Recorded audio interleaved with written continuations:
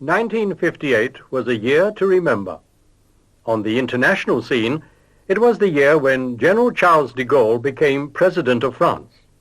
In Soviet Russia, Nikita Khrushchev became the all-powerful leader of the world's largest communist empire, whilst in Israel, 72-year-old Prime Minister David Ben-Gurion led the reborn Jewish state in celebrating its 10th year of independence.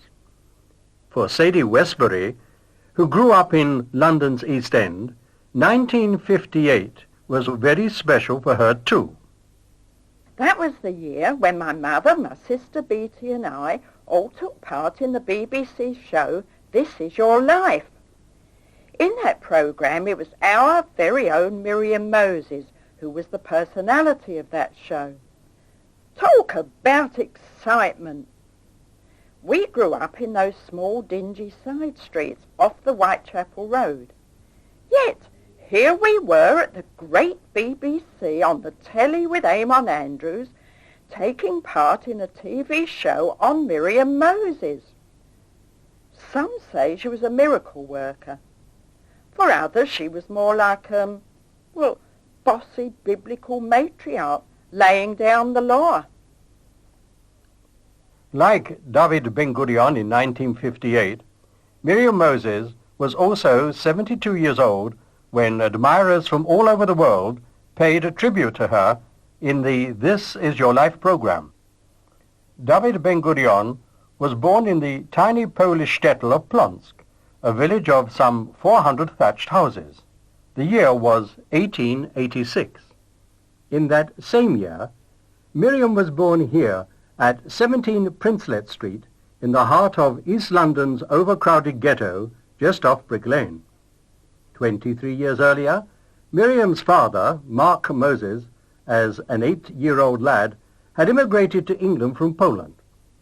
But by the time Miriam arrived, 17 Princelet Street was not just the family home of Mark and Annie Moses and their 5 children, for Miriam's father had become one of the East End's leading personalities. He was respected for being much more than just a master tailor. His workshop occupied the rooms in the lower part of the house. The family lived above. But those living rooms also served as the regular meeting place for Mark and his communal friends. They were concerned for the well-being of hundreds of helpless refugees arriving at the London docks, often defrauded and robbed by petty crooks posing as welfare officials of the Jewish community.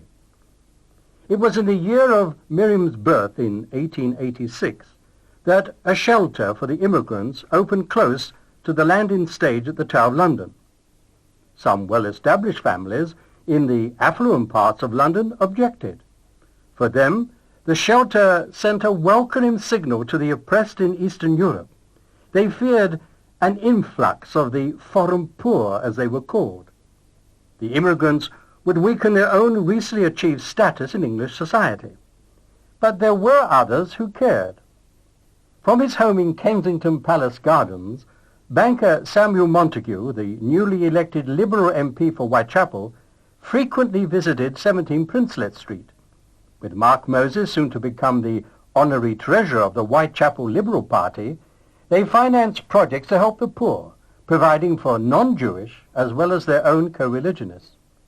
They encouraged the small immigrant prayer houses to work together on their communal needs. Here, Mark Moses played a crucial part in convincing the Yiddish-speaking newcomers of the benefits of such a communal scheme, bringing into being the Federation of Synagogues.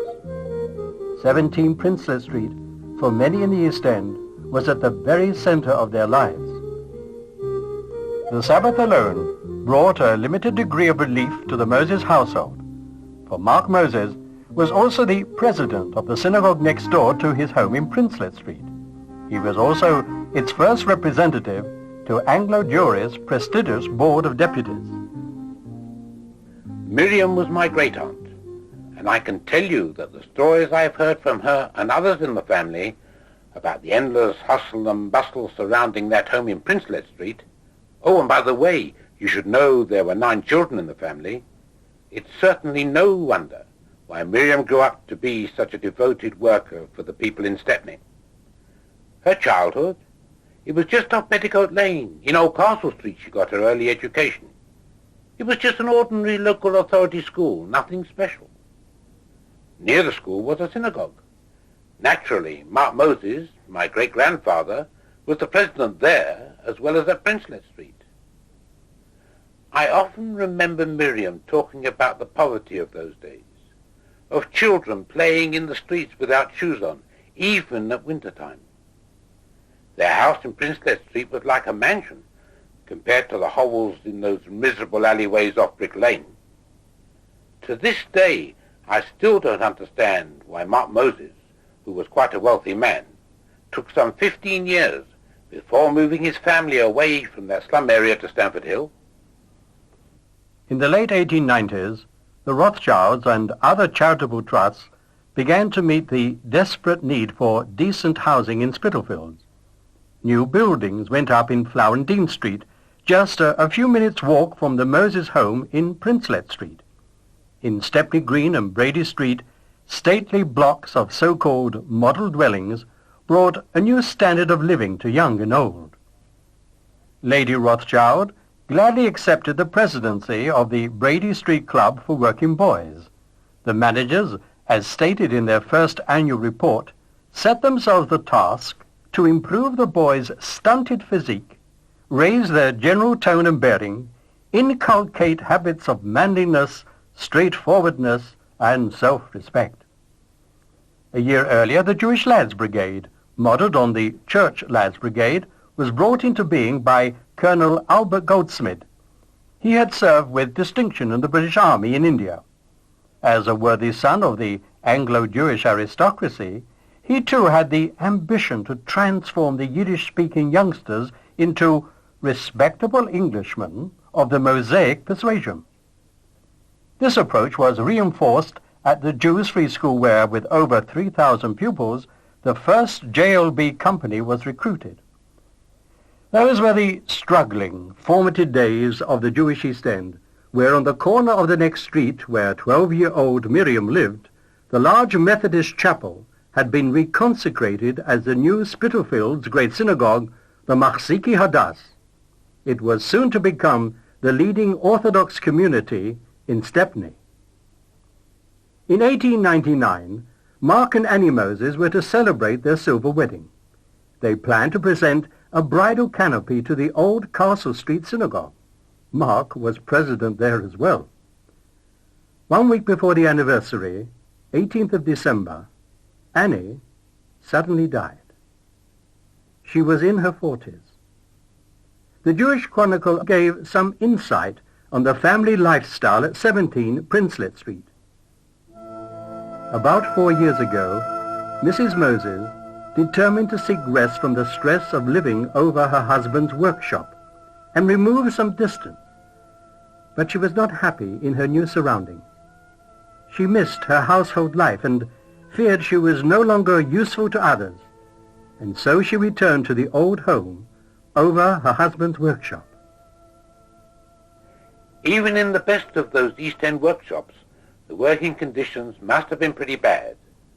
This was the time when the national newspapers were full of lurid stories on the way the bosses in the tailoring and furniture trades were exploiting the new immigrants, forcing them to work in unhealthy backrooms for starvation wages.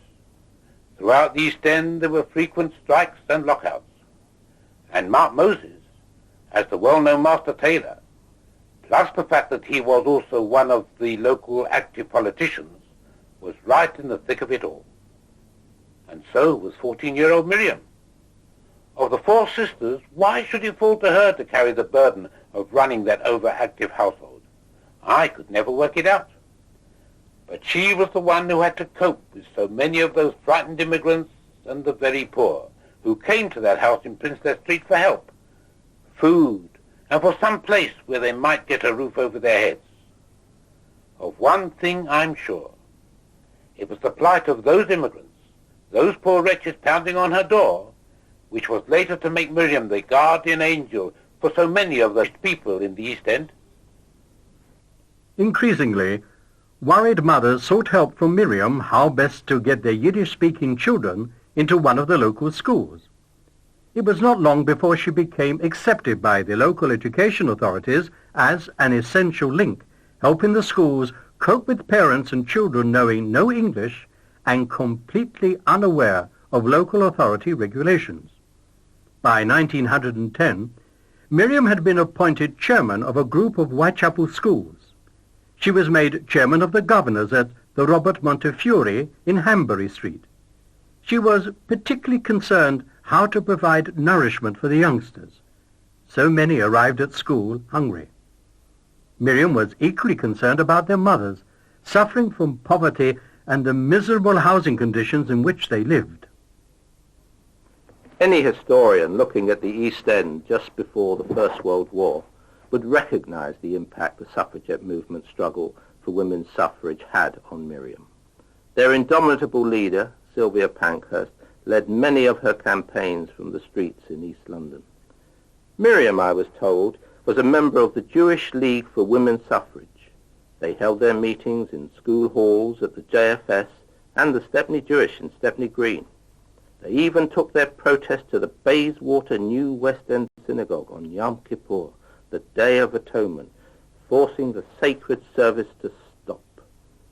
The Jewish press of the day referred to them as blackguards in bonnets, as demented creatures who would go to any lengths in their madness. Yes, women in those days, be they the ragged poor of the East End or the enlightened rich of the West End, certainly had to fight for their rights. For Miriam, the suffragette involvement was just another commitment in her struggles to improve the quality of life of the underprivileged. In September 1914, the general said the war would be over by Christmas. By 1915, trench warfare signalled peace was a long way off. It was then that Mark Moses and Miriam moved to Stamford Hill. But so much of their life still centred around the needs of the East End. Miriam volunteered as a nurse at the Bancroft Road Hospital off the Mile End Road.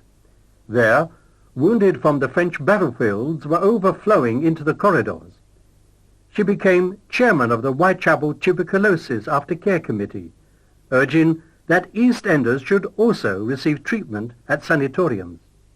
The Stepney Children's Holiday Fund was another of her responsibilities. War or no war, disadvantaged youngsters should get to the seaside for a few days. The shortage of food was nothing new for the East End poor. The German U-boat blockades only added to the scarcity, whilst, for so many, their slum dwellings offered little protection against the Zeppelin air raids. The war, though, did reduce one ongoing problem for Miriam and her father. The arrival of refugees from Eastern Europe had stopped.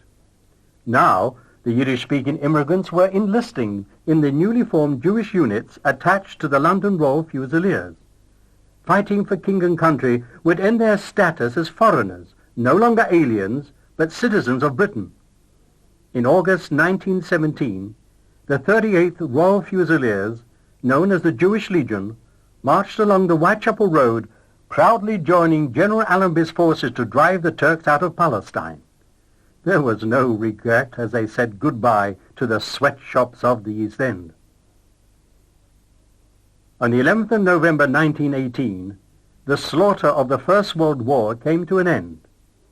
1 month later, Miriam enjoyed another victory. For the first time in Britain, some women over the age of 30 could vote in the general election. Victory of some sorts might have been claimed on the battlefield, but Prime Minister Lloyd George's empty promise, post-war Britain would be a land fit for heroes, was just a pious dream. Miriam knew that only too well. The East End certainly was no such place. Demobilised soldiers were coming onto the labour market. Unemployment shot up. The tailoring and furniture trades always suffered from the mad rush busy periods. And then families had to agonise through months of no work, no money. There was plenty of overtime at the pawn shops, all right. The loan sharks were having a field day. Some could claim a few shillings from a benevolent or friendly society. But remember, there was no government unemployed benefit. Nothing. So how did you feed the family? On tick.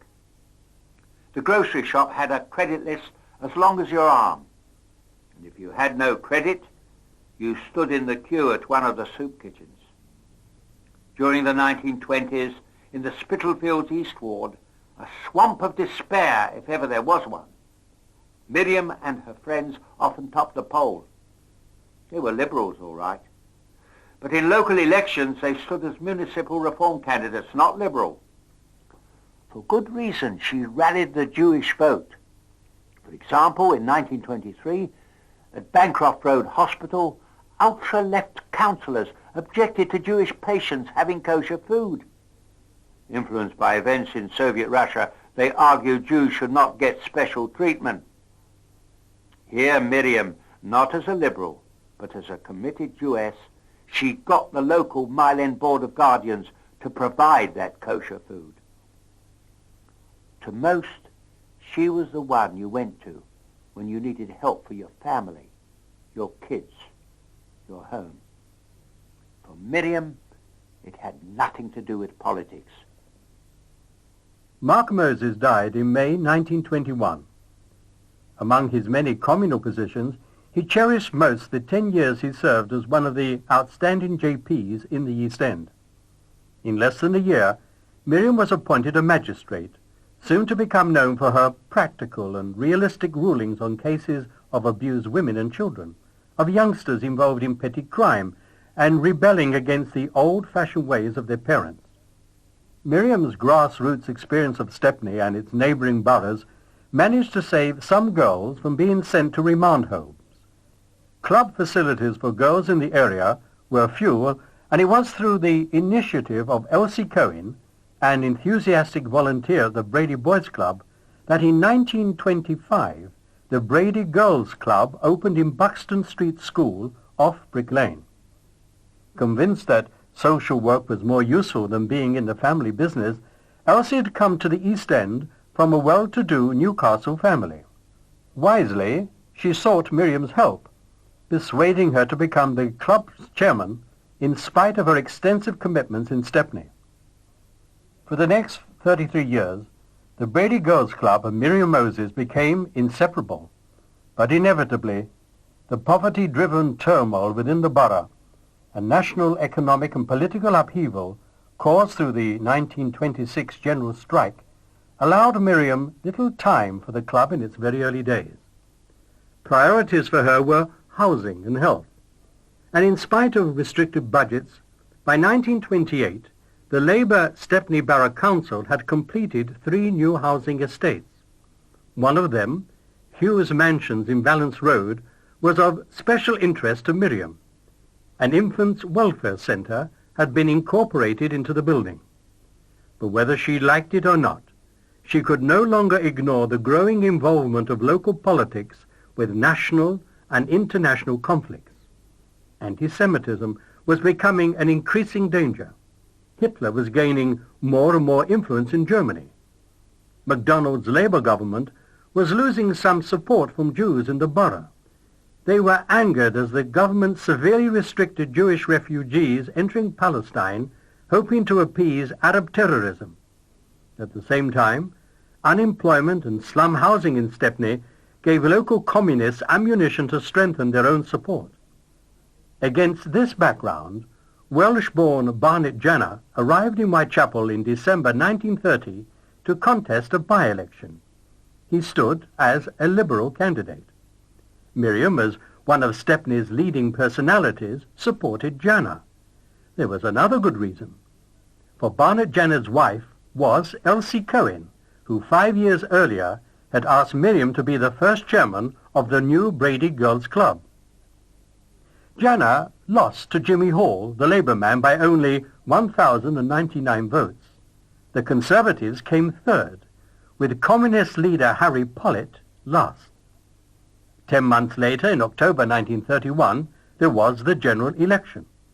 Against all expectations, Jana defeated Labour. Whitechapel now had a Liberal MP. In that election, Oswald Mosley persuaded champion Jewish boxer Ted Kid Lewis to be his National Party candidate. Mosley was not so openly anti-Semitic then. Only a few weeks later, the newly elected Liberal MP for Whitechapel was congratulating the Liberal councillor Miriam Moses for being the first woman ever to be honoured as the mayor of Stepney. The Labour councillors saw it otherwise. To them, Miriam was not so much a Liberal but a progressive councillor who frequently supported them on housing and other social issues. By standing as a Liberal against Labour's mayoral candidate, she was bitterly accused by a leading Labour alderman from the council chamber of committing the worst form of prostitution. What hurt Miriam most was the anti-Semitic abuse hurled down at her from the public gallery. But positive recognition of her year as mayor outweighed the racist jibes. At her final council meeting in October 1932, a non-Jewish councillor declared, "No man could have done better. She had an arduous task, but she had always been most fair. The Jewish race should be proud of Miss Moses." The East London Advertiser reported, "Only last week she made an earnest appeal on behalf of the unemployed to provide boots and clothing for needy children." The Advertiser ended its leader column with, "For her work among the poor, her name will be remembered with gratitude in many a humble home, even when her year as mayor is forgotten." Certainly, the Brady girls at their annual camp that year would not forget that the mayor of Stepney had spent her holiday with them at Littlehampton. I became personal secretary to Miriam Moses in 1936. I was very proud to be able to work for her in Hanbury Street. But those were frightening days. Moses' black shirts were now viciously anti-Semitic. Jewish shop windows were being smashed. People attacked. At the time of the Battle of Cable Street, Miriam was not just a leading figure for youth, education and social matters. She was also a JP at Toynbee Hall, literally only a stone's throw away from where all the action was taking place at Gardener's Corner. She was very upset and worried. She wanted to support the appeal to the Home Secretary to ban the march, but Miriam here felt that as a magistrate she had to follow advice from the Home Office, and local people did feel that she had let them down. To many, I'm sure, she appeared to be a relic from the old Victorian way of doing things. She was chairman of so many educational establishments, health committees, youth organisations and voluntary bodies at national level. She also had to attend the women's prison in Holloway in her capacity as a JP. There was another complication. Miriam would never desecrate the Sabbath. Even when she was mayor, if she had a civic duty to perform, she would not ride on Shabbos. In spite of all the pressures on her, I cannot remember her in any way as a hard, domineering person. Indomitable she certainly was. I admired her greatly. When the war came in 1939, Miriam was in her 50s. She had been appointed the chief ARP officer for the area. The HQ and the shelter were in the club's basement. My mother insisted that the shelter we should use during those dreadful firebombing raids was at Brady. We were absolutely convinced that with Miriam there, no matter what happened, we would be okay. But it was from the other wardens we learned how Miriam would put out those incendiary bombs. Thousands of homes were destroyed. Families were broken up. Here again, Miriam and Brady did a wonderful job of work. A new hostel for about 50 girls who had lost their homes was opened at the club. The food was strictly kosher, but non-Jewish girls were also cared for. Strange as it may seem, the tragedy of the war speeded up some of the improvements Miriam had hoped to achieve as a local councillor. Food rationing, with all its restrictions, gave priorities to the kind of diet which enhanced healthy living. The war effort had more or less eliminated unemployment. There was a sense of real friendship, of people caring about the welfare of others. Even in the blackout, with minimum lights, there was less crime. Miriam's life on the bench was that much easier. The irony of it all was that in spite of Miriam's years of campaigning to clear the East End of its notorious slums, it was Hitler's bombing which ruthlessly did the job. There was now some reason to believe that a better future would soon come, but first the Nazi war machine had to be defeated. Miriam, therefore, in 1943, willingly accepted the chairmanship of a mass rally in Stepney, calling for a second front in Europe. By February 1945, victory looked certain.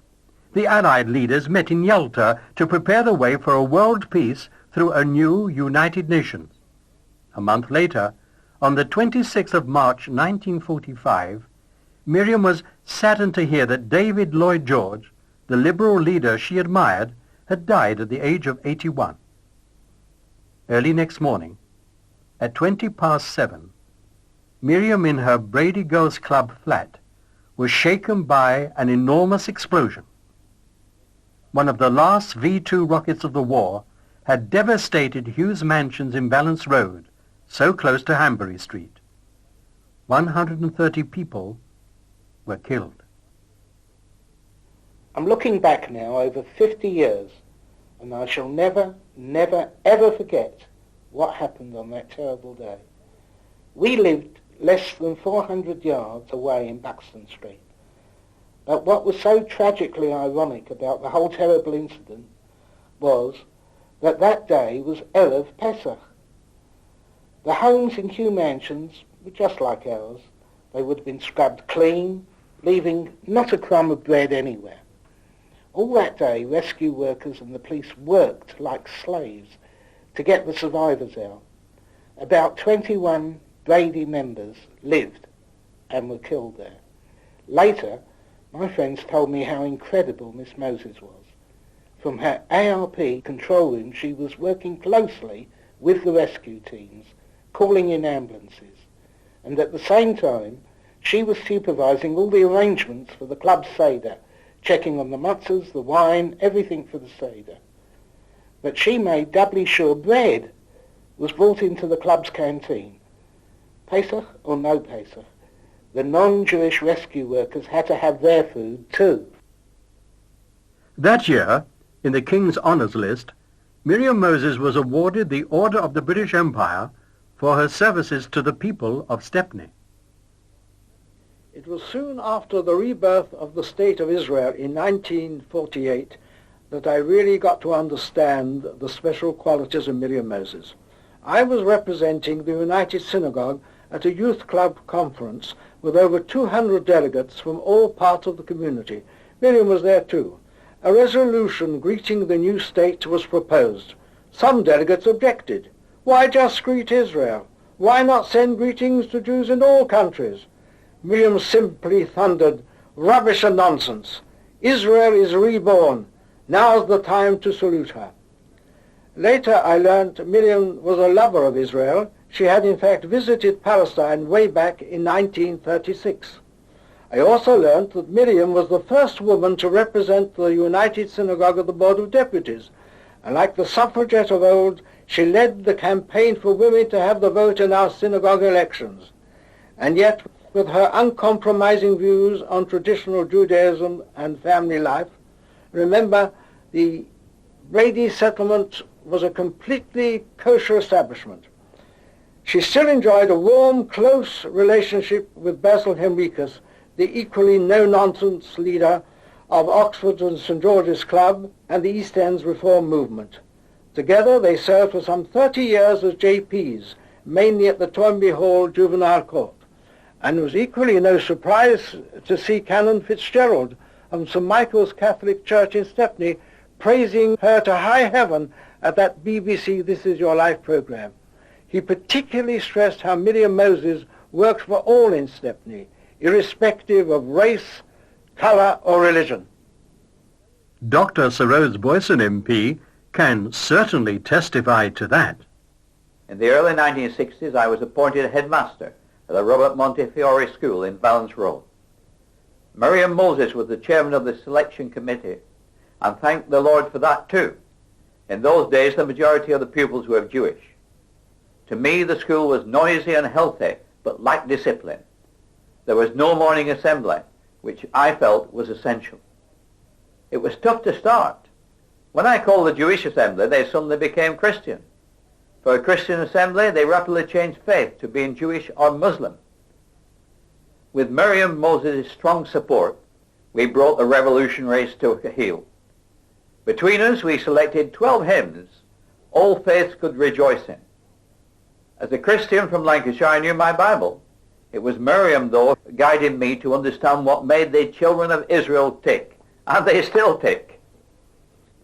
During the 40s and early 50s, through our League of Jewish Women volunteer work, Miriam, by the way, was a founder member of the League, I was also very much involved in family care and similar social work in Stepney. She once took me to a tiny flat at the top of a house in Fournier Street. A woman with 8 children, from 8 to was under her care. Miriam knew the name of every child. Reviewing the case with me, she had only praise for the mother and how well she looked after those 8 kids. Miriam would often lecture us, in every sense of the word, how to tackle youth delinquency. Approved schools, she said, did little to help. A good thrashing from the father was far more important. She constantly warned about the breakdown of family life, of mothers going out to work.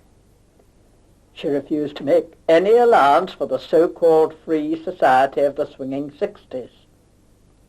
She was a toughie, and yet, to so many East Enders, she was their first port of call when they were in real trouble. I will remember walking with her from Hanbury Street to go to the Board of Guardians in Middlesex Street.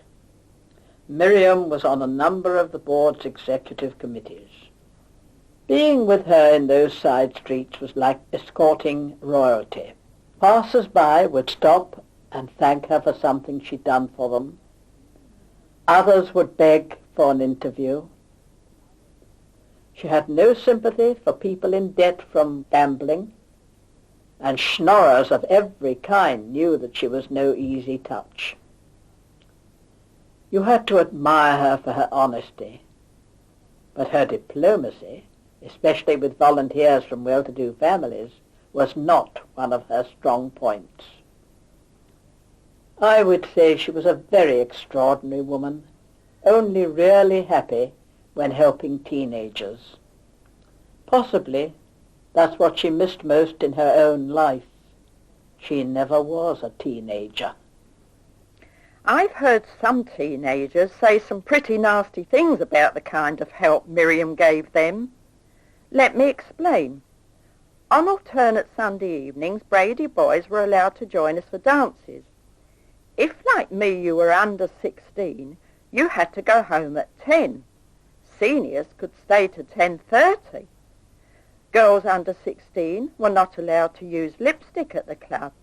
Wipe that muck off your face was a very familiar command. One girl just hated her, but Miriam got her a well-paid job at Wickham's in the Mile End Road. She didn't hate her after that. Hated her? Well, I love that woman.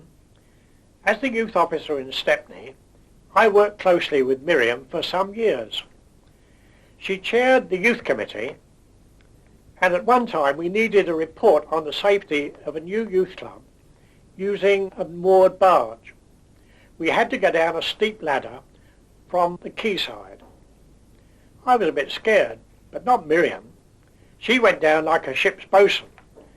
That was so typical of her. She never backed away from the hard side of the work. And for us in Stepney, Miriam represented the finest concept in intercommunity relationships. She always stressed in committee, we must have mutual trust. Then we can break down racial barriers and anti-religious feeling. In December 1963, in her 77th year, Miriam Moses was awarded the prestigious Henrietta Zold Award, recognizing her devotion to the well-being of young people in the UK, Europe, and in Israel. Her escort on these occasions was often Alan Greenbat, who, as a youth club leader, a JP, and his work caring for disadvantaged children, mirrors in many ways the life of Miriam Moses. Miriam asked no favours from anyone. She always knew what had to be done, and she got on with it and did it. She progressed towards her 80th birthday. Her constant complaint to me was her annoyance at being the recipient of awards for her past work, instead of being encouraged to initiate new activities and able to follow them through. She did not take kindly to retirement. Miriam never married, but a stable family, a father, a mother, brothers and sisters, was always for her the very essence of life. You could say that in the many tasks she took upon herself, she did provide to some the discipline of a father, to others the love of a caring mother, and to so many the help and companionship one would expect from a brother or a sister. I know I learned much from her. I missed her when she died, and now 30 years on, I still miss